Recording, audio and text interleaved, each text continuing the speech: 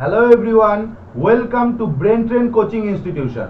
আমি প্রণয়, আর আজ আমরা দেখব ইলেকট্রিসিটি চ্যাপ্টারের রেজিস্ট্যান্স এবং রেজিস্টিভিটি সম্বন্ধে।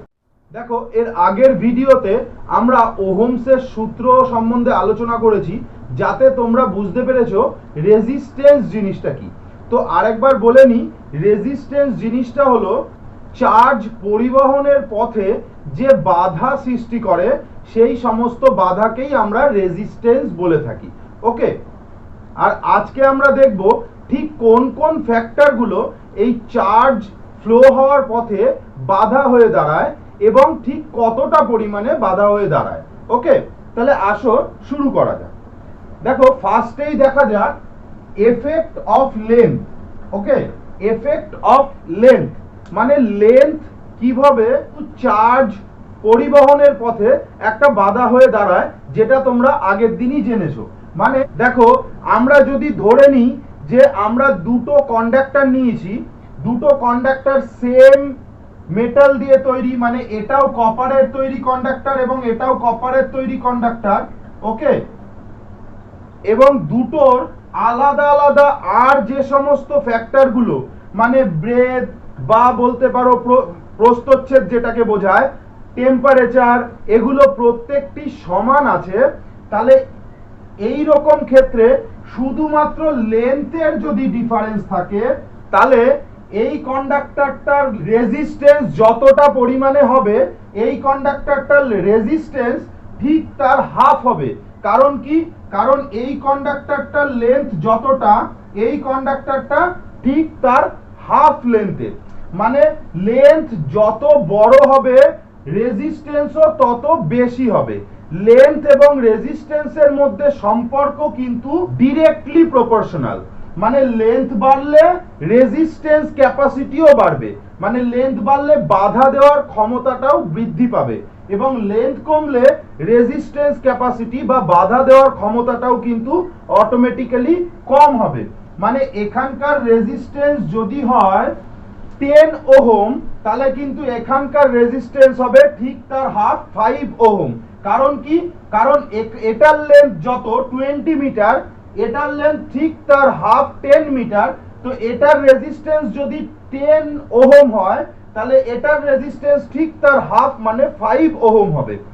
আবার যদি আরেকটা কন্ডাক্টর নেওয়া হয় যেটা জাস্ট 5 মিটারের কন্ডাক্টর, তাহলে সেক্ষেত্রে কি বলবো, যদি পোটেনশিয়াল ডিফারেন্স এবং বাকি সমস্ত ফ্যাক্টরগুলো একই থাকে, তবে কিন্তু এটার মধ্যে রেজিস্ট্যান্স দেখতে পাওয়া যাবে 2.5 ওহম। ওকে, কারণ এইটা 10 মিটার এবং এটা 5 মিটার হওয়ার জন্য এই লেন্থে এটা হাফ হয়ে গেল, তো রেজিস্ট্যান্সটাও এখানে হাফ হয়ে যাবে। ওকে, মানে তোমরা এখানে দেখতে পাচ্ছ, যদি আমাদের লেন্থ যদি এদিক থেকে দেখো 5 মিটার থেকে ডবল হলো 10 মিটার, তাহলে রেজিস্ট্যান্সও 2.5 ওহম থেকে ডবল হলো 5 ওহম পর্যন্ত।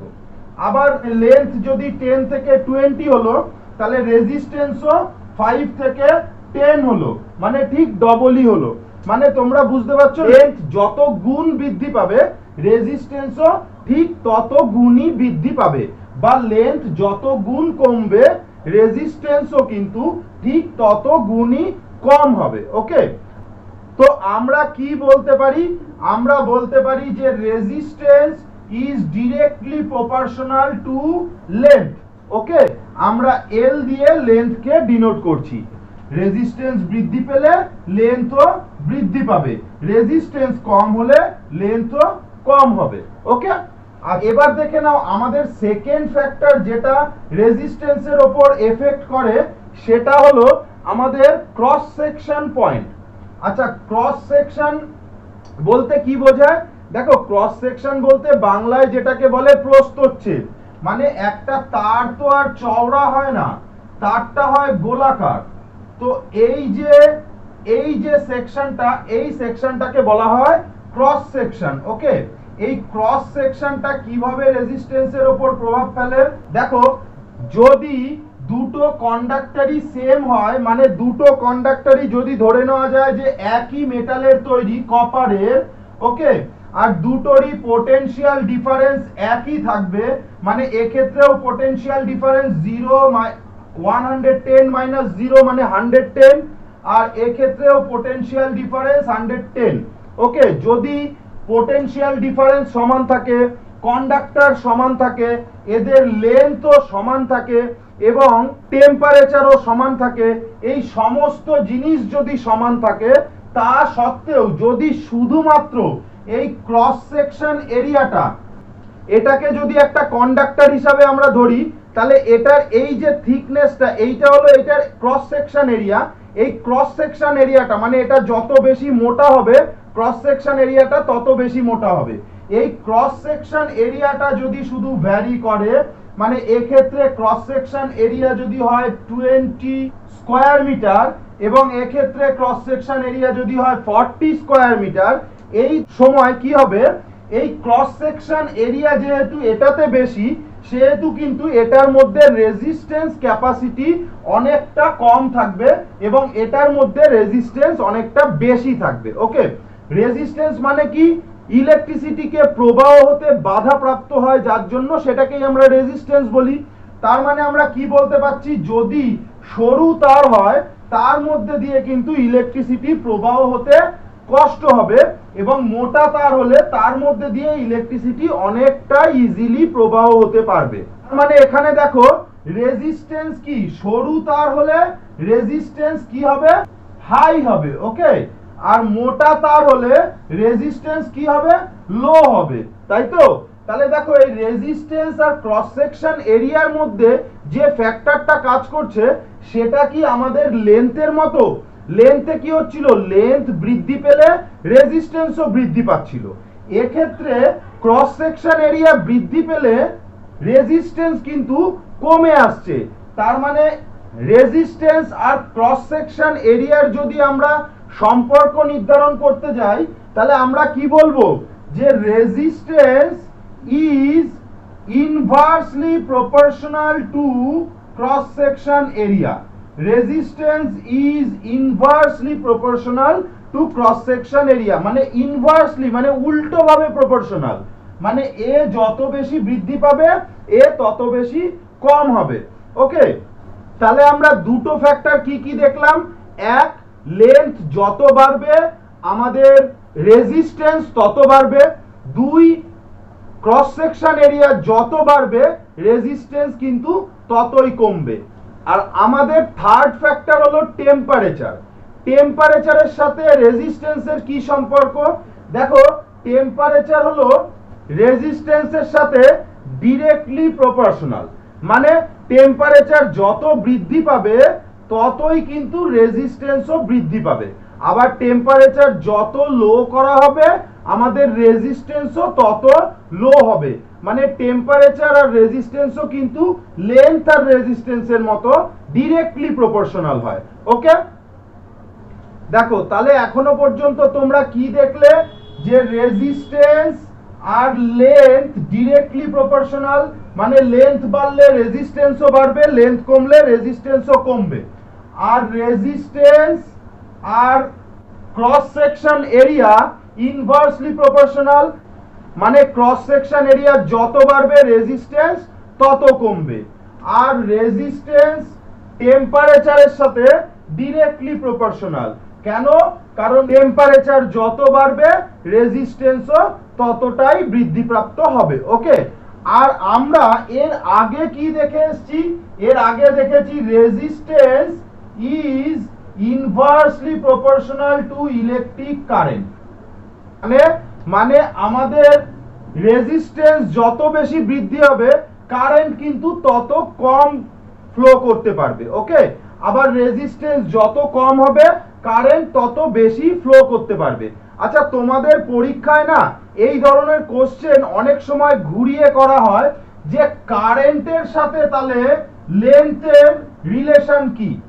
ওকে, কারেন্টের সাথে লেন্থের রিলেশন কি, লেন্থ যত বাড়বে ইলেকট্রিক কারেন্ট তত কমবে। কারণ লেন্থ যত বাড়বে রেজিস্ট্যান্সও তত বাড়বে, আর রেজিস্ট্যান্স যত বাড়বে ইলেকট্রিক কারেন্ট ততটাই কমে যাবে। তাহলে লেন্থ আর ইলেকট্রিক কারেন্টের সম্পর্ক কি? Inversely proportional. আর ঠিক সেরকমই যদি আমরা দেখতে যাই তাহলে ক্রস সেকশন এরিয়া আর কারেন্টের মধ্যে সম্পর্ক কি?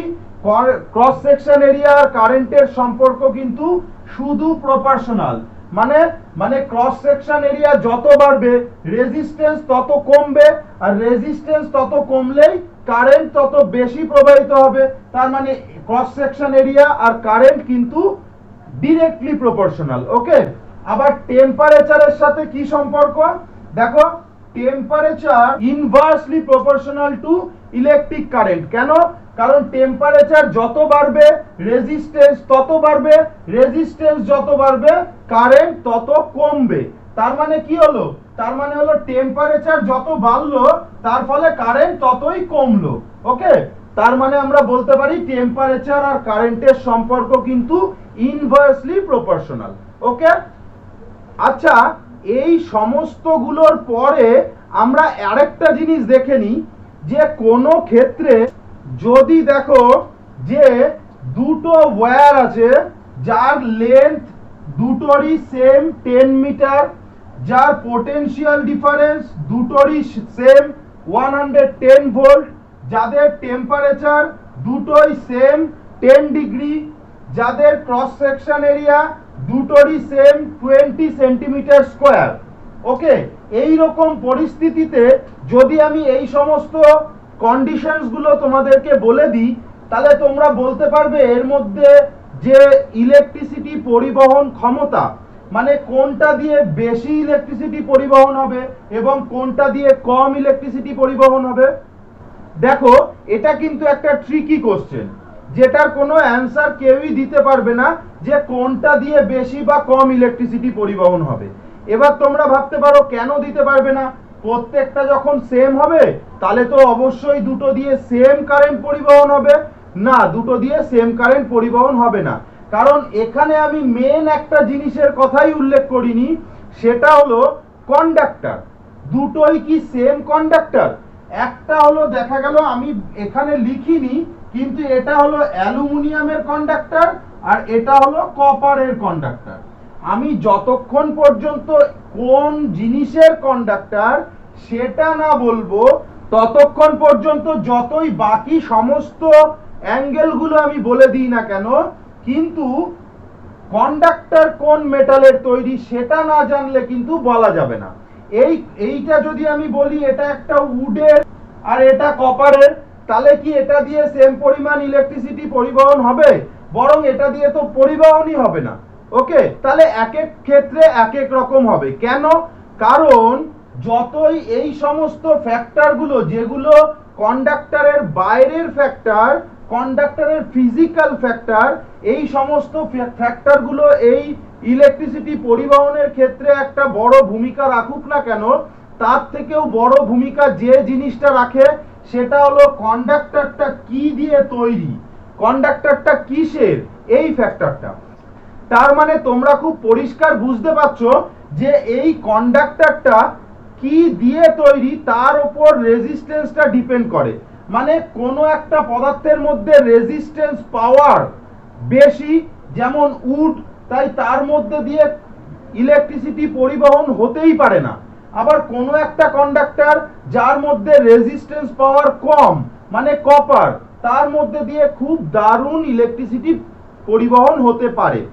তো আমরা কি বলছি যে এই কোন কন্ডাক্টরের মধ্যে কি পরিমাণ রেজিস্ট্যান্স আছে সেই জিনিসটাকেই বলি সেই কন্ডাক্টরের রেজিস্টিভিটি।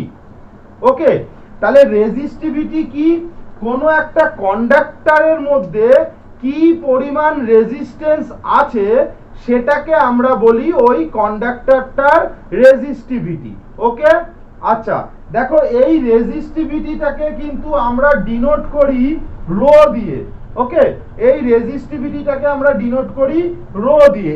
এবার দেখে নাও এই রেজিস্টিভিটি জিনিসটা তাহলে কিভাবে আমরা বের করব। দেখো, রেজিস্টিভিটি ইজ ইকুয়াল টু কি? রেজিস্টিভিটি আমরা কিভাবে বের করব? একটা কন্ডাক্টরের মধ্যে টোটাল রেজিস্ট্যান্স আমরা কি দিয়ে মাপতে পারি? দেখো, টোটাল রেজিস্ট্যান্স মানে আমরা বলতে পারি রেজিস্ট্যান্সের সাথে যদি এই ততক্ষণ সমানুপাত বা ব্যস্তানুপাতিক চিহ্ন দেব যতক্ষণ পর্যন্ত আমরা সব ফ্যাক্টরগুলোকে না নিয়ে আসব। মানে রেজিস্ট্যান্স আর লেন্থ সমানুপাতিক, কিন্তু রেজিস্ট্যান্স আর লেন্থ ইকুয়াল দেব না। কেন? কারণ দেখা গেল লেন্থ বৃদ্ধি পেল, তাতে তো রেজিস্ট্যান্স বৃদ্ধি পাওয়ার কথা, কিন্তু ক্রস সেকশন এরিয়াও বৃদ্ধি পেয়ে গেল, তাতে তো আবার রেজিস্ট্যান্স কমে যাওয়ার কথা। তাহলে রেজিস্ট্যান্স বাড়বে আবার বেড়ে কমেও যাবে, তাহলে রেজিস্ট্যান্স সেই একই থাকবে। তাহলে আমি যদি এখন দিয়ে দিই resistance is equal two length, সেক্ষেত্রে কি হবে? সেক্ষেত্রে কি ঠিক হবে? এটা লেন্থ তো বৃদ্ধি পেয়ে যাবে, কিন্তু এরিয়া বৃদ্ধি পাওয়ার জন্য রেজিস্ট্যান্স তো সেই সেম থাকবে। তাহলে কখনো কি এই ইকুয়েশনটা আমরা ঠিক বলে বলতে পারি? কখনো না। আমরা এটাকে তুলে ইকুয়াল সাইন তখনই দিতে পারি যখন সমস্ত রকম ফ্যাক্টরগুলো এর মধ্যেই অ্যাড করে দেব, এর বাইরে আর কোনো রকম ফ্যাক্টর থাকবেই না। ওকে, তাহলে দেখো রেজিস্ট্যান্স ইকুয়াল টু বললে আমরা কি বলতে পারি? লেন্থ যত বাড়বে রেজিস্ট্যান্স বাড়বে, তার মানে লেন্থের সাথে সমানুপাতিক চিহ্ন। আর কার সাথে সমানুপাতিক চিহ্ন আছে? এই যে রেজিস্টিভিটি, এই যে রেজিস্টিভিটি, কোন কন্ডাক্টরের মধ্যে রেজিস্টিভিটি যত বৃদ্ধি পাবে তত রেজিস্ট্যান্সও বাড়বে। মানে যেই কন্ডাক্টরের একটা উডের মধ্যে রেজিস্টিভিটি বেশি, প্রচুর পরিমাণে বেশি, তো তার রেজিস্ট্যান্স কি হবে? বেশিই হবে একটা কপারের তুলনায়। ওকে, আর কি হবে? এই রেজিস্ট্যান্সের এগেইনস্টে কে কাজ করবে? সেটা হলো ক্রস সেকশন এরিয়া। ওকে, কেন? কারণ এই ক্রস সেকশন এরিয়া যত বাড়বে রেজিস্ট্যান্স তত কমবে।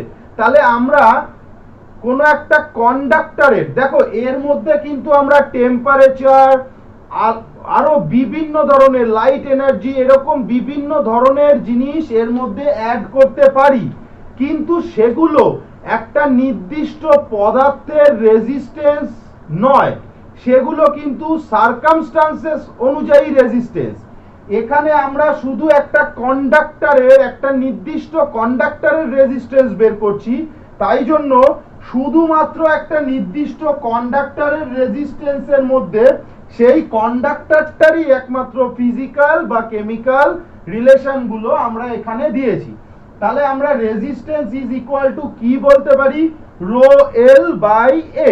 ওকে, এ মানে এরিয়া, এল মানে লেন্থ, আর রো মানে সেই কন্ডাক্টরের মধ্যেকার রেজিস্টিভিটি।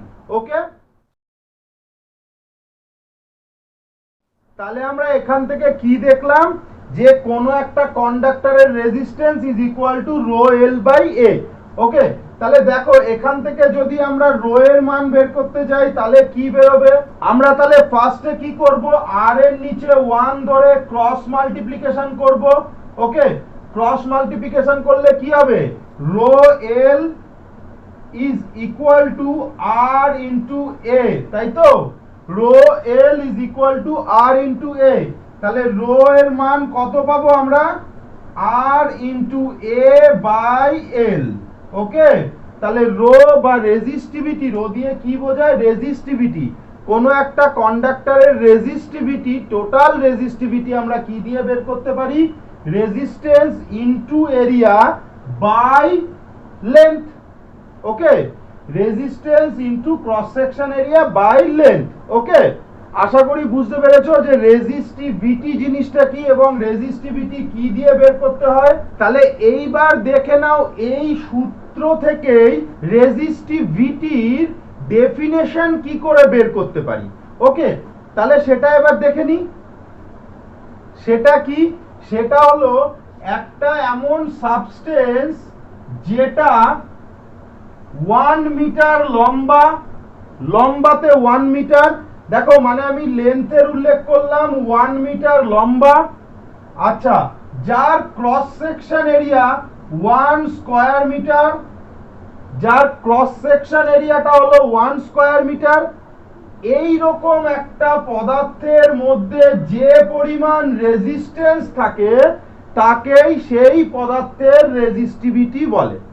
মানে একটা 1 মিটারের যদি একটা কন্ডাক্টর নেওয়া হয় যার ক্রস সেকশন এরিয়াটি হলো 1 মিটার স্কয়ার, তাহলে সেই 1 মিটারের কন্ডাক্টরটার মধ্যে যে পরিমাণ রেজিস্ট্যান্স থাকবে তাকেই আমরা কি বলবো, এই কন্ডাক্টরটার রেজিস্টিভিটি। ওকে, তাহলে রেজিস্টিভিটি আমরা কি দিয়ে মাপবো, মানে রেজিস্টিভিটির ইউনিট কি বলবো, রেজিস্টিভিটির ইউনিট হলো একই যেটা আমাদের রেজিস্ট্যান্সের unit, ohm, but ohm per metre, কারণ এখানে বলতে যাচ্ছে রেজিস্ট্যান্স ইন 1 মিটার, 1 মিটারে কতটা রেজিস্ট্যান্স, কোনো একটা নির্দিষ্ট কন্ডাক্টরের 1 মিটারে কতটা রেজিস্ট্যান্স, যদি কিনা কন্ডাক্টরটা 1 স্কয়ার মিটার হয় তার প্রস্থচ্ছেদ বা তার ক্রস সেকশন এরিয়া। ওকে, আচ্ছা দেখো, যদিও বা রেজিস্ট্যান্স, রেজিস্টিভিটি এবং তাতে লেন্থ, এরিয়া, এই সমস্ত জিনিসের প্রভাব কি এগুলো সম্বন্ধে তোমরা জেনে গেছো, তবুও দুই একটা অঙ্ক, দুই একটা ম্যাথমেটিক্যাল ক্যালকুলেশন যতক্ষণ পর্যন্ত ফিজিক্সে না কমপ্লিট করবে ততক্ষণ পর্যন্ত কোনো কনসেপ্ট সম্বন্ধে সঠিক ধারণা হওয়া খুবই মুশকিল হয়। তাহলে আমরা এখন খুব সহজ একটা দুটো নিউমেরিক্যাল করে আমাদের বোঝাটাকে চেক করে নেব। ওকে, ধরো একটা ওয়্যার আছে যেটার মধ্যে রেজিস্ট্যান্স হলো 12 ওহম, বা ওহমকে আমরা কি 12 ওমেগা বলে এটাকে চিহ্নিত করতে পারি। তো 12 ওমেগা হলো এই যে কন্ডাক্টরটা, এই কন্ডাক্টরটার মধ্যে যে রেজিস্ট্যান্স সেটা। ওকে, এবার যদি আমি বলি এই কন্ডাক্টরটাকে আমি ডবল করে ফোল্ড করে দিলাম।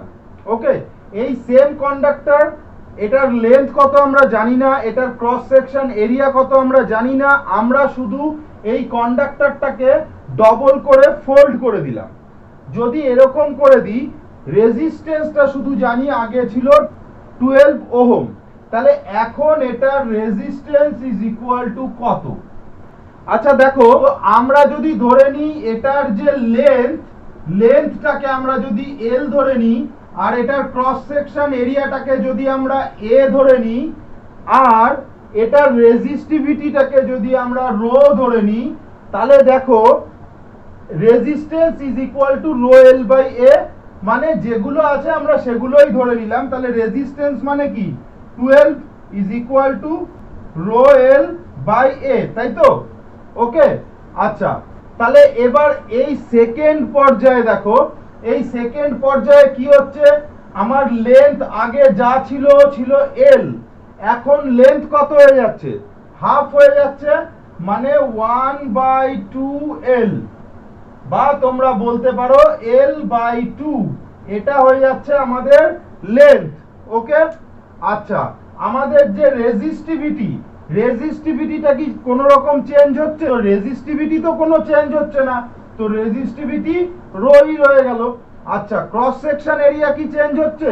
দেখো আগে কিন্তু ক্রস সেকশন এরিয়া ছিল এইটুকু, এখন ক্রস সেকশন এরিয়া হয়ে গেল তার ডবল, মানে ক্রস সেকশন এরিয়া হয়ে গেল 2a। ওকে, তাহলে এইবার আমরা এই জিনিসগুলো পুট করে দেখি যে রেজিস্ট্যান্স কমলো না বাড়লো।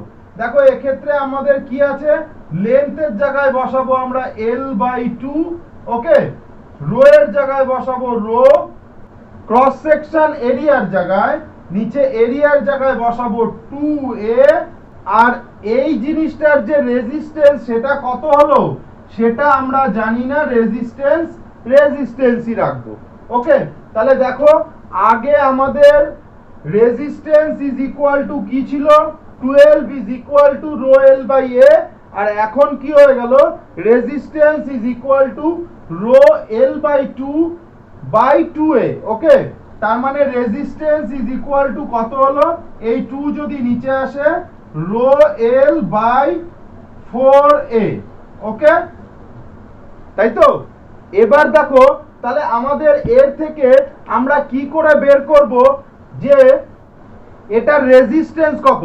দেখো আমাদের এই রো এল এ এই সমস্ত জিনিসগুলোর মধ্যে ক্যান্সেলেশন করতে হবে, যাতে কিনা আমাদের রেজিস্ট্যান্সটাই শুধু পড়ে থাকে। ওকে, আমরা এখানে একটা ইকুয়েশন পেয়েছি এবং এখানে একটা ইকুয়েশন পেয়েছি। আমরা যদি ইকুয়েশন 1 কে ইকুয়েশন 2 দিয়ে ভাগ করি তাহলে আমরা কি পাবো? দেখো এখানে আসছে কি rho R, R R by এখানে কি আসবে 12 ইজ ইকুয়াল টু এখানে কি আসছে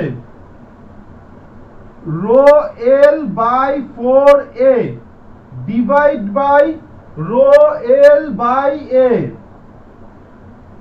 ওকে, তাহলে এটা সলভ করলে কি হবে? দেখো r বাই 12 তো r বাই 12ই থাকবে is equal to rho L by 4a, multiply করলে a যাবে ওপরে, রো এল থাকবে নিচে, rho L cancel, a cancel. তাহলে কি রইলো আমাদের? Resistance by 12 is equal to কত রইলো? 1 বাই 4। তাহলে এগুলোর ক্রস মাল্টিপ্লিকেশন করলে 4 resist r is equal to 12, then r is equal to 12 by 4 মানে 3 ওহম। ওকে, আমাদের তাহলে অ্যান্সার বেরিয়ে গেল কত? 3 ওহম। দেখো এই গেল তোমাদের ম্যাথমেটিক্যাল ক্যালকুলেশন। ওকে, এবার দেখো আমরা খুব সিম্পলি মুখে মুখে এই ক্যালকুলেশনটা কিভাবে সলভ করতে পারি। আমাদের বলেছে কি এটা 12 ওহম। আচ্ছা, আমরা একটা একটা করে শুধু অ্যাপ্লিকেশন এর মধ্যে দিয়ে দেব এমনিতেই। দেখো যখন এর লেন্থটা এর থেকে হাফ হয়ে গেল, লেন্থ হাফ হলে কি হবে? রেজিস্ট্যান্সও অটোমেটিক্যালি হাফ হয়ে যাবে। তো দেখো লেন্থ যেহেতু হাফ হলো সেহেতু রেজিস্ট্যান্স 12 থেকে 6 ওহম হয়ে যাবে। ওকে, আচ্ছা এবার দেখো আমাদের এই যে ক্রস সেকশন এরিয়াটা আগে যা ছিল তার ডবল হয়ে গেল। ক্রস সেকশন এরিয়া বাড়লে কি হয়? রেজিস্ট্যান্স কমে যায়।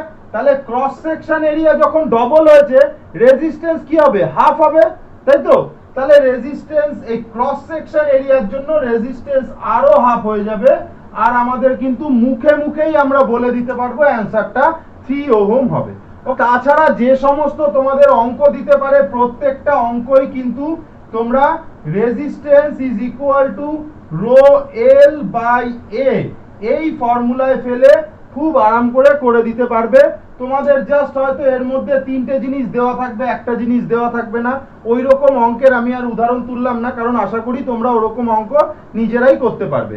ওকে, আমার ভিডিওটি যদি পছন্দ হয়ে থাকে তাহলে অবশ্যই লাইক, শেয়ার এবং সাবস্ক্রাইব করবে। আর যদি ভালো না লেগে থাকে তাহলে অবশ্যই ডিসলাইক এবং কমেন্ট বক্সে আমাকে অবশ্যই জানাবে। Thank you for watching my video.